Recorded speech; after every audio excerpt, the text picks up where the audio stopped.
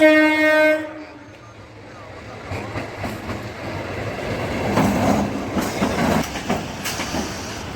জীবনটা খুবই সাধারণ, রোজগার তেমন কিছুই নেই। এই জায়গাটার কথাও আমি নিজের থেকে জানতাম না। এক বয়স্ক লোকের মুখে শোনা, এখানকারই লোক, অনেক দিন ধরে চিনি। একদিন হঠাৎ সে একটা বাড়ির গল্প করেছিল। বলেছিল শহরের শেষ প্রান্তে একটা পুরো বাড়ি আছে, যেখানে নাকি এখনো অনেক টাকা আছে, সোনাদানাও আছে। আমি তখন হেসে উড়িয়ে দিয়েছিলাম, কিন্তু যখন বললাম চলো একদিন যাই, লোকটার মুখ বদলে গেল। সে আমার সঙ্গে আসেনি, শুধু বলেছিল বাঁচতে চাইলে এই গল্প ভেবেই ভুলে যা। তার চোখে তখন গল্পের ভয় ছিল না, ছিল অভিজ্ঞতা।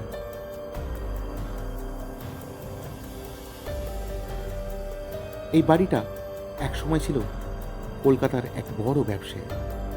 সেখানে নিয়মিত থাকতো না, মাঝে মাঝে ছুটি কাটাতে আসত। শোনা যায় লোকটা সৎ ছিল না, কলকাতায় নাকি অসৎ ব্যবসা ছিল। কালো টাকা আর সোনাদানা সেসবই বাড়িতেই নাকি লুকিয়ে রাখত। বাড়িতে ছিল একজন দারোয়ান, মালিক আসতো, অচেনা মানুষের আনাগোনাও হতো। এলাকার মানুষ সব বুঝতো, কিন্তু ভয়ে কেউ কিছুই বলতো না। কিন্তু হঠাৎ এক রাতে এই বাড়ির ভেতরেই মালিক আর দারোয়ান দুজনেই খুন হয়ে যায়।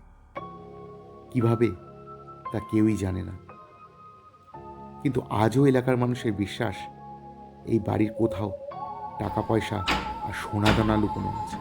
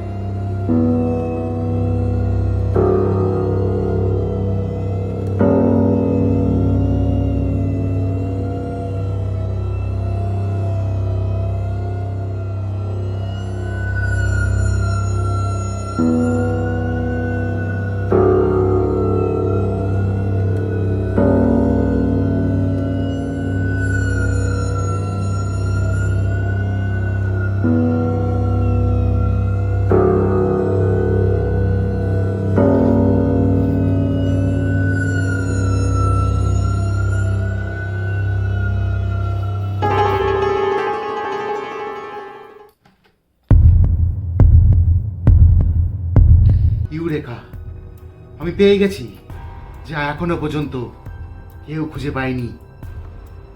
আমি পেয়ে গেছি।